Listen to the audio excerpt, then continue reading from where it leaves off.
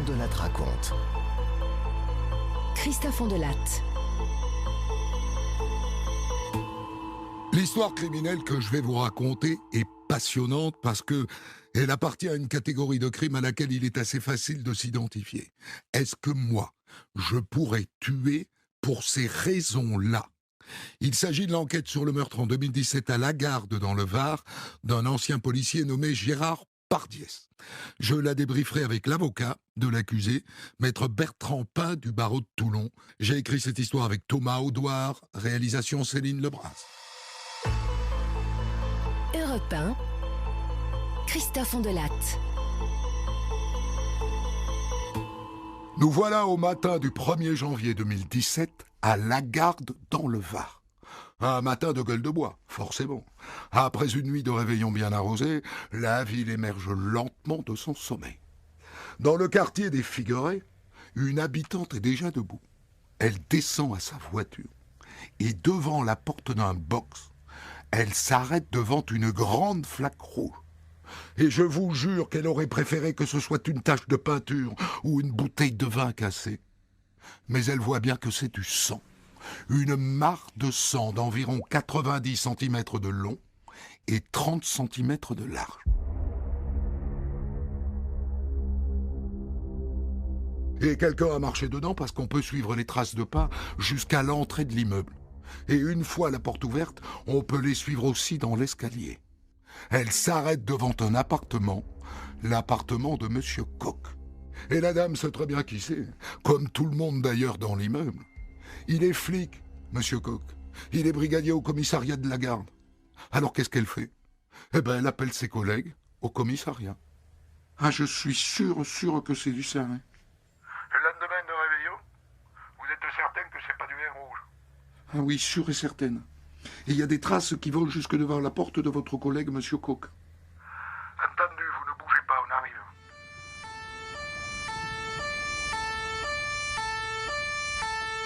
Autant vous dire qu'il débarque dans la minute. Venez, c'est par là. Ah oui, vous avez raison. Oh putain, c'est bien du sang. Et là, regarde, je dirais bien que c'est des fragments d'os, hein, non? Et là, peut-être même des dents. Hein. Et ça, là, c'est pas des lambeaux de chair. Mais c'est quoi, ce truc?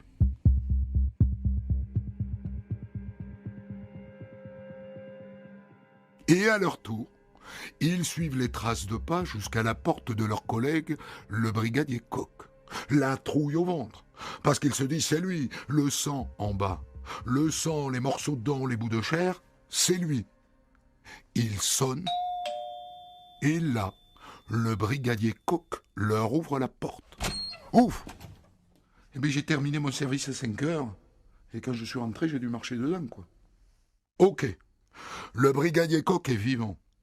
Mais ce sang, à qui est-il? Les policiers vont toquer chez les voisins. La plupart ont passé le réveillon ailleurs, et les autres n'ont rien vu et rien entendu. Bon, ben voilà, quoi. Il y a du sang devant un garage. C'est peut-être le sang d'une bête. Un habitant de l'immeuble qui a ramené du gibier. Il aurait pu nettoyer quand même. Hein?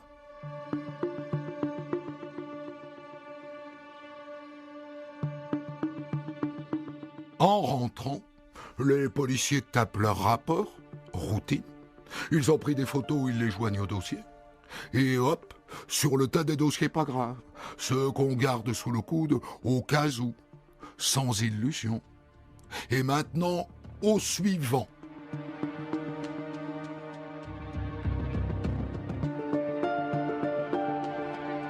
À 5 heures, le brigadier Koch prend son service de nuit. Et là, son chef de service passe une tête. Il n'est pas au courant pour la flaque de sang.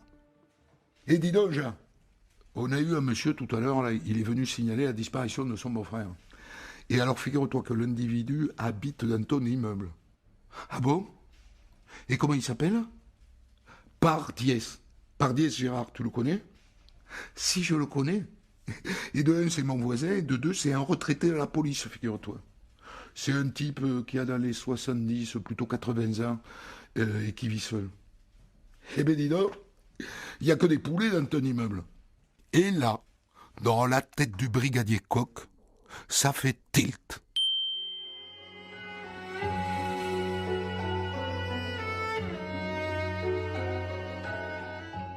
Et si c'était lui, la flaque de sang, le box où Gérard Pardiès gare son vélo est pile devant. Ça sent pas bon du tout. Et qu'est-ce qu'il a dit, le beau-frère qui est venu signaler sa disparition? Eh bien qu'ils n'ont plus de nouvelles de lui depuis hier soir. Et il est passé chez lui et sa femme boire une coupe de champagne pour la nouvelle année. Ils disent qu'il est parti vers 9h du soir sur son vélo, que normalement, c'est ce qu'il fait d'habitude, il aurait dû les appeler en arrivant. Bon, vu son âge, 77 ans, c'est normal. Hein. Et qu'il les a pas appelés. Alors ils sont allés sonner chez lui et il n'était pas là. Quoi. Voilà.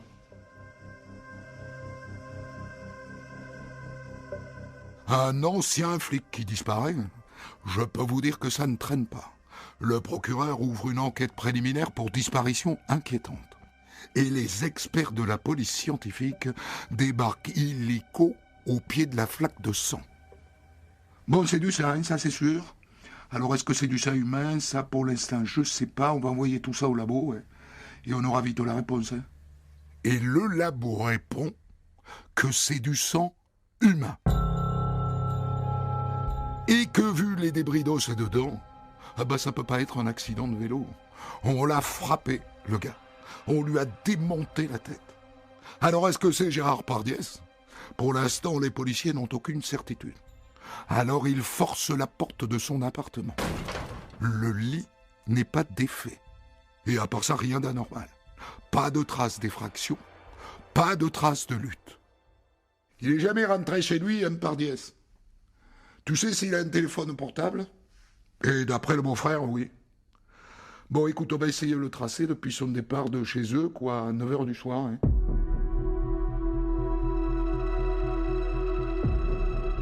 Et c'est parti pour l'examen de la téléphonie.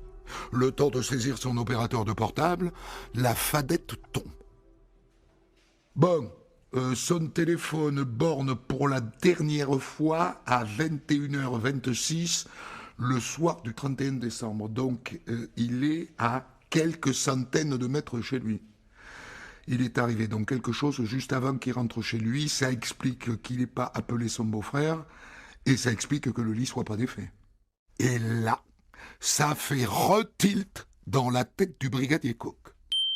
9h26, c'est à peu près l'heure à laquelle il est passé chez lui hier soir avant d'aller prendre son service. Et je me souviens qu'il y avait un gonze. Il avait pris ma place de parking. Et le type était dedans, un costaud. Bon, un soir de réveillon, j'ai pas voulu faire d'histoire, tu comprends, mais si ça se trouve, ça a un rapport avec notre affaire, non? Ah bah oui, si ça se trouve. Et tu te souviens de la marque de la voiture? Une voiture grise, ça c'est sûr. Je dirais une Peugeot 405. Sans certitude, mais bon, je pencherai quand même pour une Peugeot 405. Donc, peut-être une 405 grise, et dedans un type costaud. C'est mieux que rien, mais ça ne fait pas beaucoup avancer le schmilblick.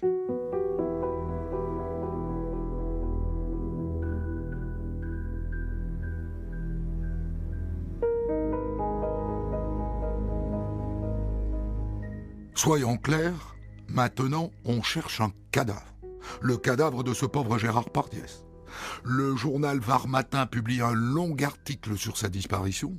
Et dans la foulée, les gens veulent aider. Parce que il faut dire qu'à la garde, presque tout le monde le connaît, Gérard. Le vieux monsieur à vélo, tout le monde l'a vu passer. Alors on organise une battue. Mais on ne trouve rien. Pas de cadavre, pas de vélo abandonné.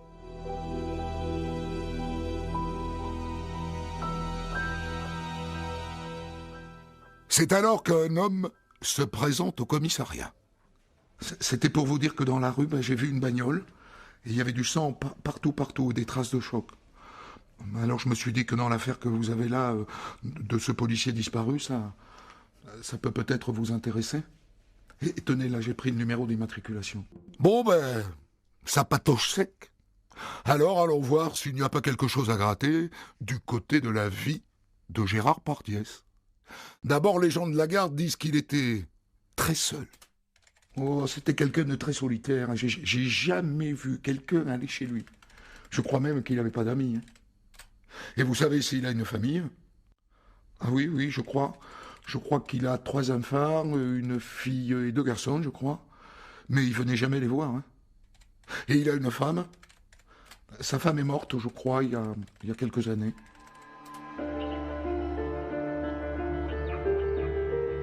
Trois enfants. Ah ben voyons sur le relevé de Gérard, si faute de venir le voir, il l'appelle au moins au téléphone de temps en temps.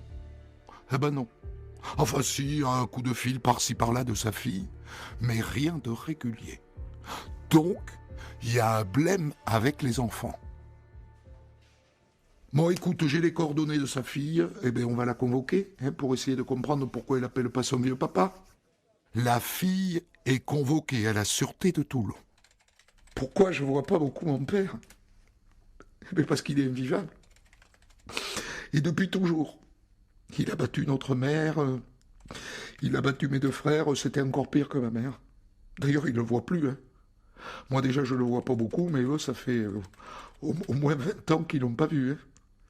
Et pour vous dire, vu ce qu'ils ont encaissé, les gamins, eh bien je les comprends. Ah oui, je les comprends. Hein.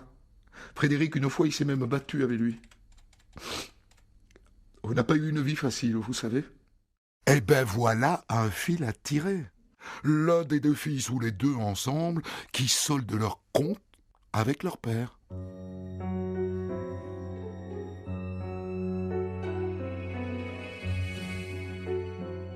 Les 2 fils de Gérard s'appellent Philippe et Frédéric. Ils ont tous les 2 la quarantaine. Commençons par Philippe. Bon, eh bien, figure-toi qu'il est dans une clinique psychiatrique, le gosse. Ah, intéressant. Et il peut en sortir de cette clinique? En principe, non. Même s'il n'est pas dans une unité fermée. Mais bon, il a pu avoir une autorisation de sortie, hein. Eh bien, on va vérifier, hein. S'il en a eu une le 31 décembre au soir, hein. Réponse du psychiatre qui s'occupe de lui. Oui, il a droit à des permissions de sortie, mais non, il n'en a pas eu le soir du 31 décembre. Et donc, a priori, c'est pas lui. Alors, si ça n'est pas lui, c'est donc son frère, Frédéric. Lui, il est garde forestier, mais actuellement, il est au chômage.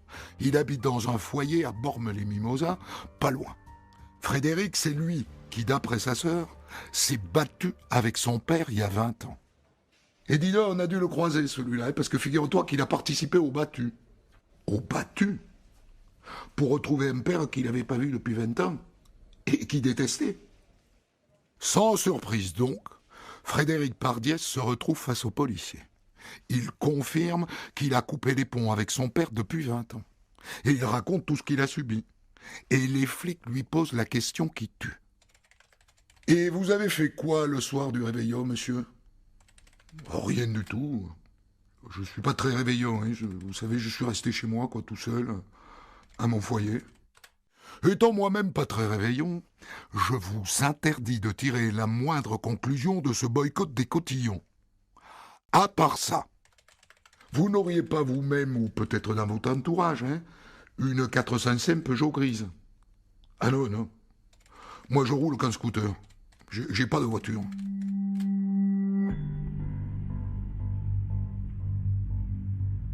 Ah bah voilà, elle ne mène à rien, cette piste des enfants. Philippe a passé la nuit dans son lit à la clinique psychiatrique. Et Frédéric, qui n'aime pas les réveillons, et on le comprend, est resté chez lui et n'a pas de 405. Retour à la case, 0 piste et 0 cadavre. Ne l'oublions pas.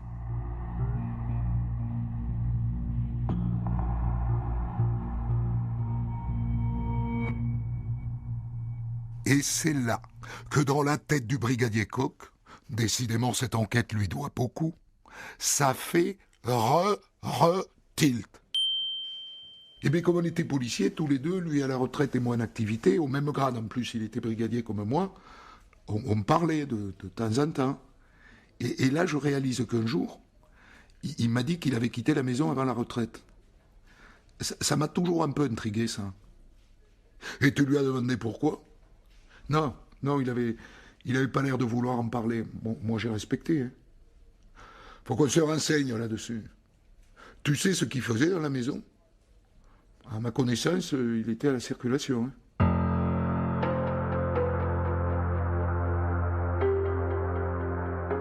Et donc, les collègues se renseignent et ils découvrent que le brigadier Pardiès n'a pas quitté la police.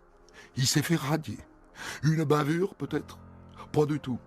Il s'est fait radier parce qu'il était ripou de chez ripou. Et d'ailleurs, il a fini au Newf. Un flic. Bon, alors, j'ai feuilleté son dossier, c'est pas d'hier, hein. Ça remonte à 1973. On a découvert à l'époque qu'il était à la tête d'un gang de bracos. Une bande qui a commis au moins 7 braquages entre 71 et 73, essentiellement sur la Côte d'Azur. Et d'ailleurs, il n'était pas le seul poulet de la bande. Et puis, il y avait aussi ses 2 frères dans le coup. Et là, les policiers de la Sûreté de Toulon ressortent les vieux dossiers. Au début des années 70, il n'y avait pas de sas de sécurité dans les banques. Alors voilà comment ils procédaient. Ils commençaient par se grimer. Perruque, lunettes à grosse monture et bonnet marin. Et ensuite, Pardiès rentrait dans la banque. Bonjour. Je voudrais ouvrir un compte d'épargne, s'il vous plaît. Bonjour, monsieur. Bien entendu.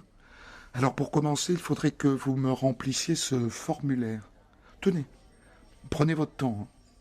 Et là, un deuxième membre du commando rentrait à son tour dans la banque. Bonjour, je voudrais ouvrir un compte épargne, s'il vous plaît. Et là, idem, le guichetier lui tendait un formulaire. Et comme le comptoir devant le guichet était pris par le premier, le caissier était obligé de se déplacer. Pas beaucoup, hein, 1 mètre ou 2, mais suffisamment pour s'éloigner de la pédale d'alarme. Et là, badaboum, Pardiès sortait son pistolet de service, haut les mains, peau de lapin, la caisse est vite. Bon, en général, ça se passait le samedi. À l'époque, Pardiès travaillait à Paris. Et le dimanche, il prenait l'avion pour Paris, et le lendemain, il prenait son service dans son commissariat. Et comment il s'est fait pincer, Pardiès? Eh bien, c'est l'un de ses frères qui a déconné. Donc avec l'argent, il a commencé à faire le beau, à s'acheter de belles voitures, à dépenser beaucoup d'argent dans les restaurants, tout ça. Il avait un train de vie très au-dessus de ses moyens. Ça a fini par attirer la suspicion des collègues de l'époque, quoi. Alors ils sont allés chez lui, ils sont tombés sur les perruques, les lunettes de soleil et les bonnets décrits par les témoins des 7 braquages, et dont le frère a été arrêté, et dans la foulée tous les autres, dont Gérard Pardiès. Et il a pris combien Pardiès pour ça? Il a pris 8 ans de tôle. Et on a récupéré le magot à l'époque. Il était de combien d'ailleurs ce magot? Non, on n'a rien récupéré. Il y en avait pour 1 300 000 francs de l'époque. C'était beaucoup, ouais, à l'époque. Vous voyez la piste qui se dessine lentement mais sûrement? Pardiès a gardé l'argent.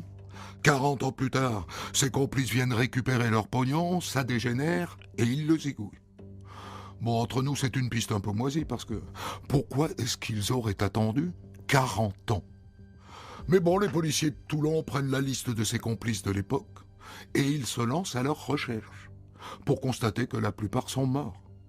Morts et enterrés. Rien à gratter de ce côté-là. La piste des vieux bracos se referme.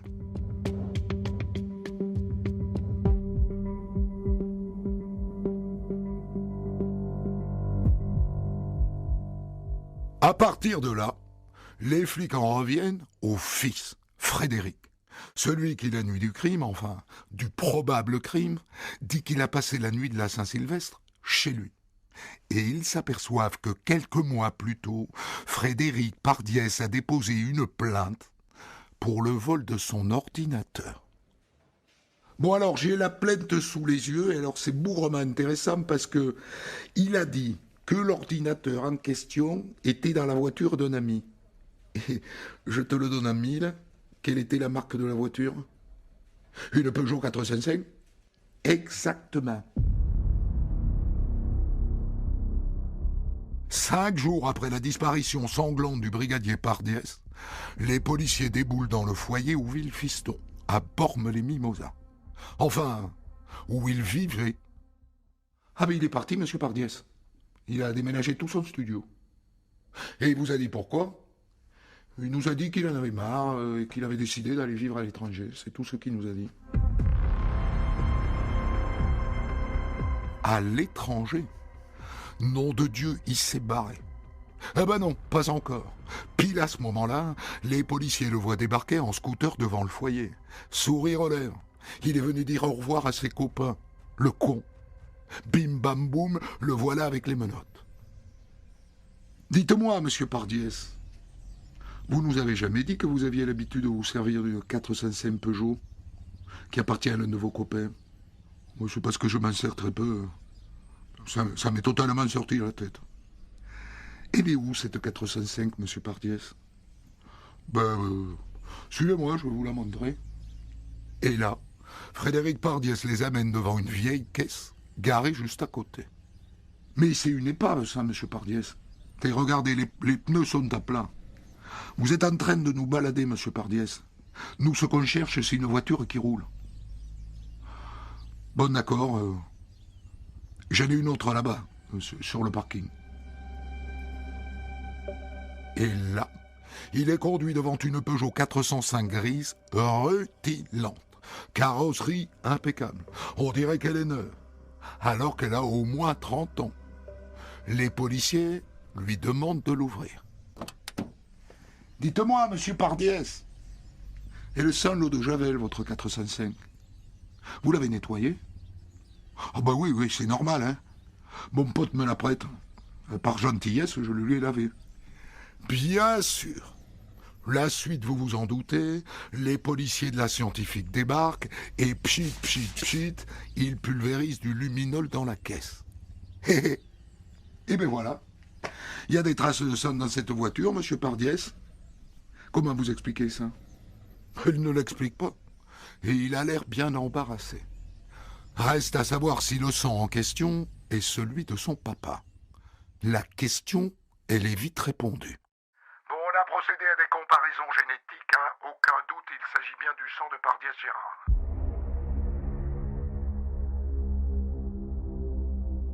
Le fiston a tué son daron et transporté son cadavre dans la 405. Il ne peut plus nier. Il est coincé. Ok, je vais tout vous raconter. Mais je veux que vous soyez là, tous.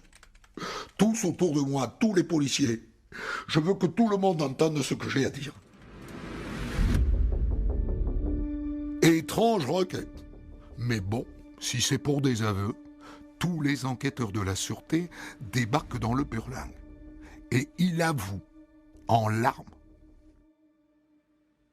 Oui, je l'ai tué. Si vous saviez ce qu'a été ma vie avec lui, il m'a pourri toute mon enfance. Mon père, mon propre père. Ça faisait 20 ans que je me disais, mais putain, qu'est-ce que je lui ai fait pour qu'il m'aime pas?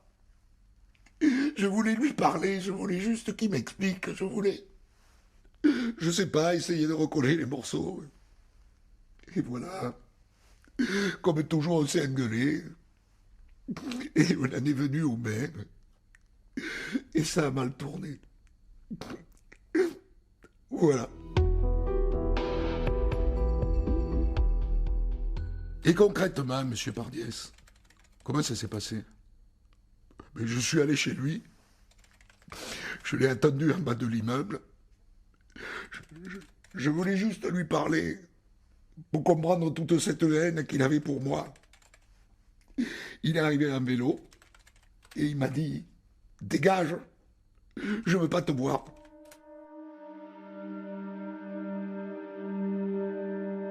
Il dit qu'il n'a pas supporté et qu'il l'a attrapé par le callback, que le père du haut de ses 77 ans l'a repoussé, que ça l'a rendu fou et qu'il a commencé à le frapper. J'ai enchaîné, je me contrôlais plus. Je lui ai filé des coups de pied, des coups de poing, des coups de genoux. J'étais devenu fou. Mais au départ, je voulais pas le tuer. Et le corps, où est-il? Ça, je vous le dirai pas. Je l'ai renvoyé au néant. Ce qui revient à rendre toute autopsie, impossible. Impossible de vérifier son scénario du fiston devenu fou. Parce que tout de même, il y a quelque chose qui ne colle pas. Dans la flaque de sang, il y avait des morceaux de chair et des morceaux d'os et des morceaux de dents. Ça laisse penser qu'il y a eu plus qu'une bagarre. Mais sans cadavre, impossible de le prouver.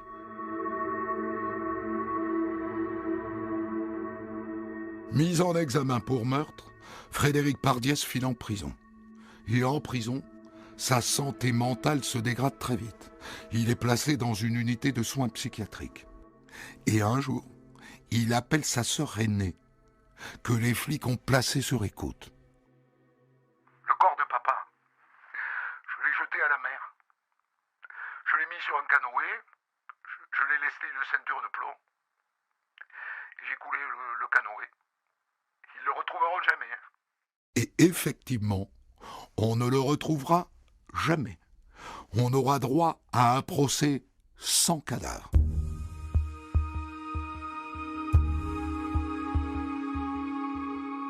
Le procès de Frédéric Pardiès s'ouvre 3 ans après le crime. Et sur le banc des parties civiles, il n'y a que sa sœur. Et elle a prévenu. Vu ce qu'il a subi pendant son enfance, Frédéric, va pas falloir compter sur moi pour l'enfoncer.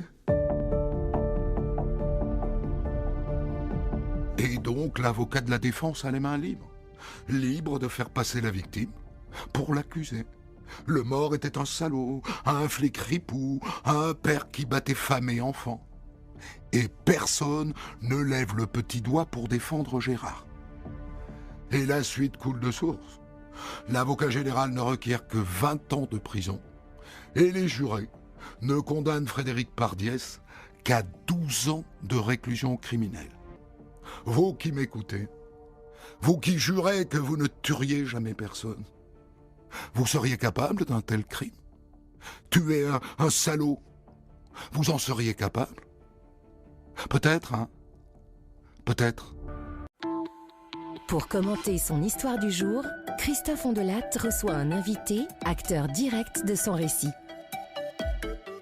Je vous ai raconté l'enquête sur le meurtre en 2017 à Lagarde dans le Var de Gérard Pardiès, un ancien policier de 77 ans, tué par son fils Frédéric, lequel a été condamné à 12 ans de prison seulement, son père ayant été son bourreau pendant toute son enfance et son adolescence. Histoire que je débriefe avec l'avocat de Frédéric Pardiès, maître Bertrand Pin, du barreau de Toulon.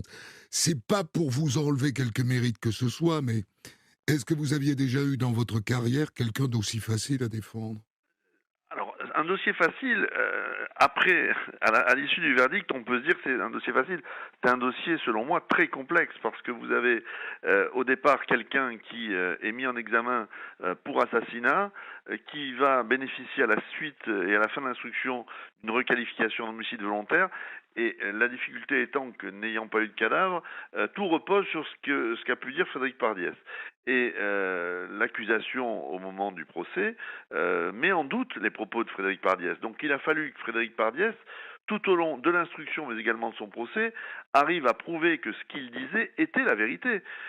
C'était pas acquis. Et je pense que la personnalité de Frédéric Pardiès, qui passait pour quelqu'un de spontané, de pas calculateur, l'a beaucoup aidé parce que ça a permis d'expliquer qu'il n'avait pas pu mettre au point un stratagème et que ce qu'il disait était vraisemblablement la vérité. Donc, dossier facile, oui, parce que vous avez une victime qui passe pour quelqu'un comme étant une mauvaise personne, et vous avez un accusé qui est décrit par tout le monde comme quelqu'un d'assez sympathique. Donc, de ce point de vue-là, ça peut paraître facile. Après, d'un autre côté, il fallait le défendre, cet homme qui tue son père. Un parricide, c'est toujours particulier. Votre seul handicap, au fond, et le sien d'ailleurs, c'est l'absence de corps et l'inconnu sur la nature et sur la violence des coups portés. Exactement. Le fait qu'il n'y ait pas de corps, ça empêche bien évidemment l'autopsie et vu ce qui a été trouvé au sol et notamment des morceaux de chair humaine, on peut imaginer au début de cette affaire, c'est ce que fait ce que font les policiers, ce que fait la juge d'instruction, on imagine qu'il y a pu y avoir une arme et que du fait de cette arme, il y aurait eu préméditation de la part de Frédéric Pardiès. Ce qui va se passer en revanche, c'est qu'au moment de la reconstitution, nous sommes en plein jour et on se rend compte qu'au sol, il y a des morceaux de grillage qui peuvent servir d'objets qu'on appelle contendants.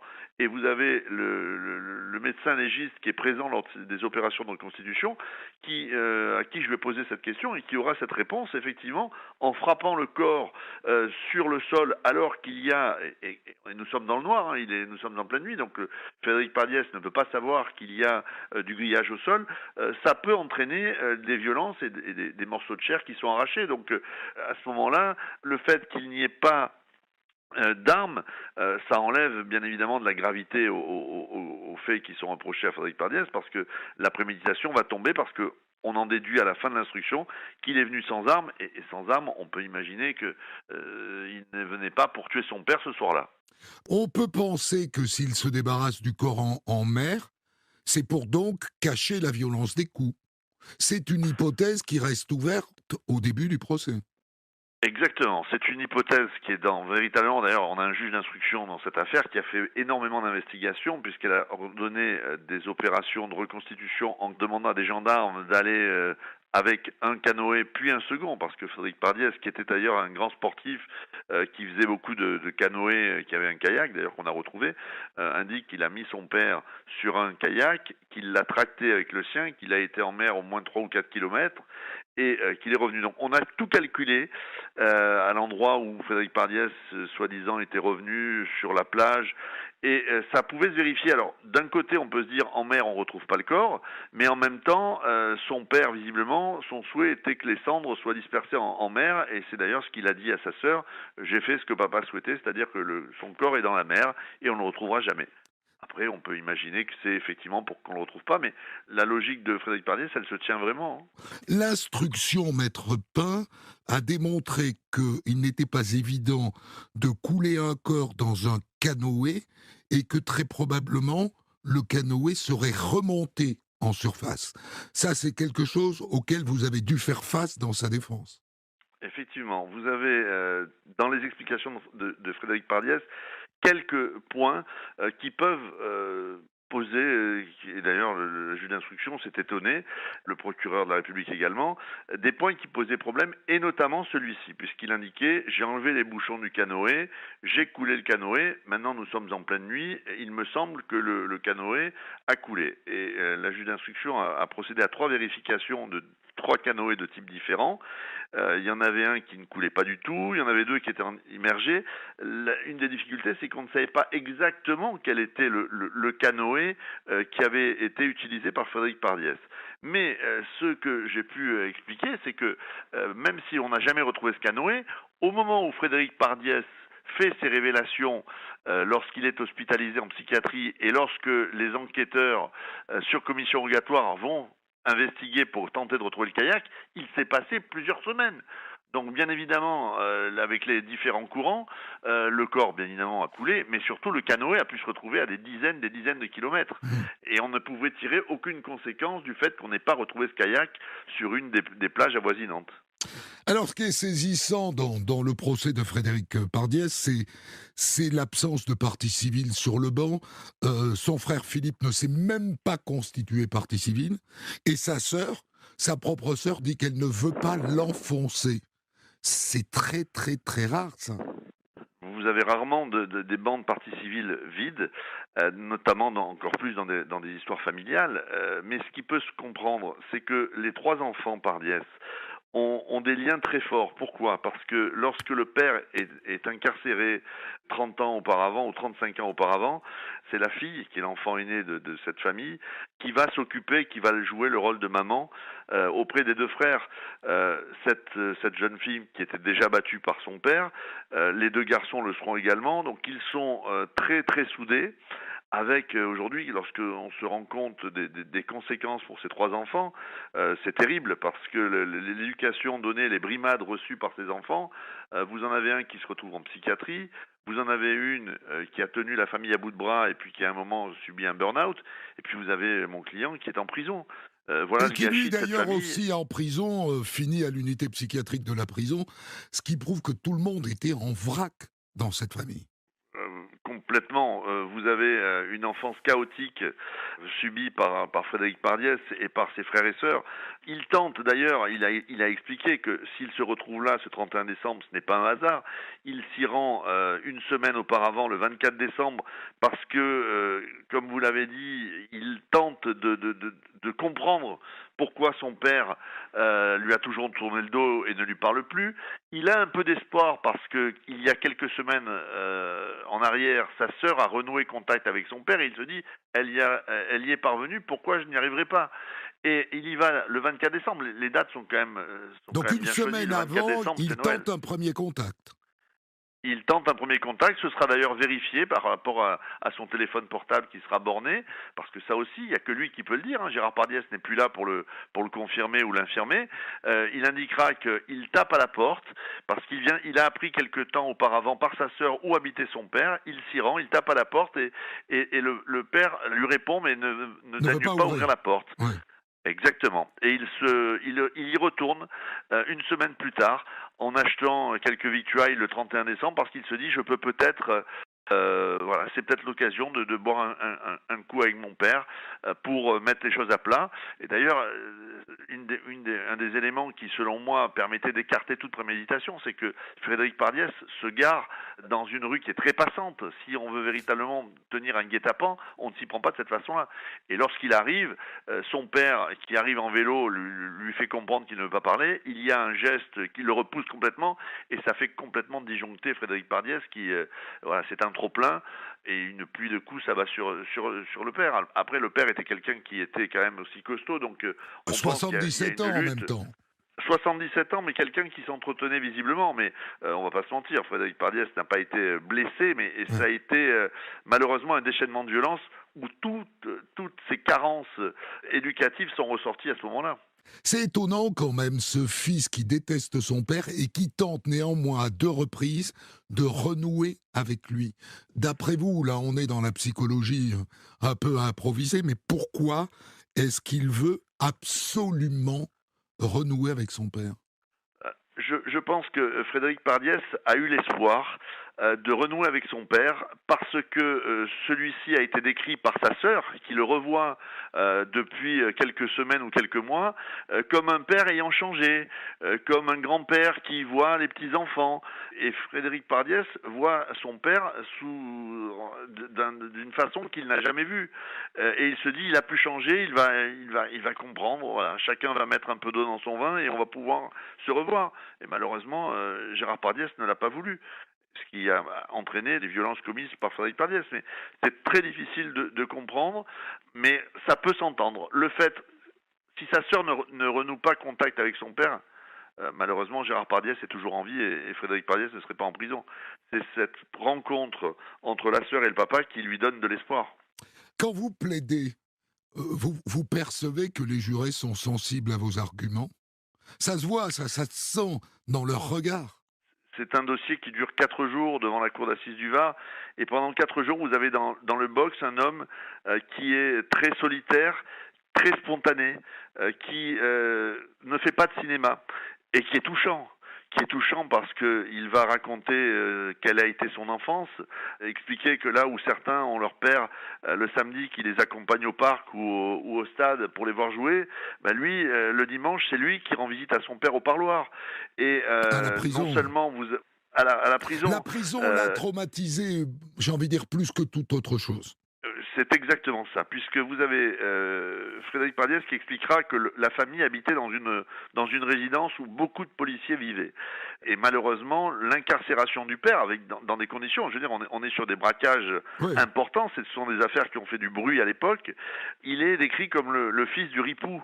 Et dans cette résidence, vous avez non seulement la douleur de voir votre père en prison, mais vous avez aussi le regard des gens et le regard et l'attitude des jeunes de son âge qui lui font payer. Et cette image-là, le fils du ripou. Donc, il va expliquer durant tout le procès dans quel état d'esprit il est, et puis raconter, vous avez quelqu'un qui est quasiment pas connu de la justice, Frédéric Pardiès, il est solitaire, il n'a pas de femme, il n'a pas d'enfant, il aime la nature, il travaille comme il peut. À 18 ans, il explique qu'il a quitté le foyer et il part travailler en Allemagne, en Angleterre. Il fuit cette ambiance qui est affreuse. D'ailleurs, les 3 enfants quittent le domicile familial à 18 ans, quand le père est sorti de prison.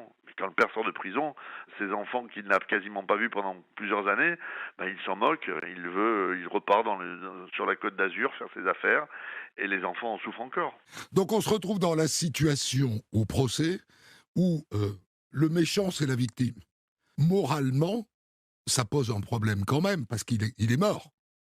C'est très compliqué, parce que vous avez quelqu'un qui ne vient rien discuter. C'est-à-dire, je suis le responsable de la mort de mon père. Je l'ai immédiatement, alors même si on peut... Il ne s'est pas dénoncé. Pendant 2 ou 3 jours. Il ne s'est pas dénoncé.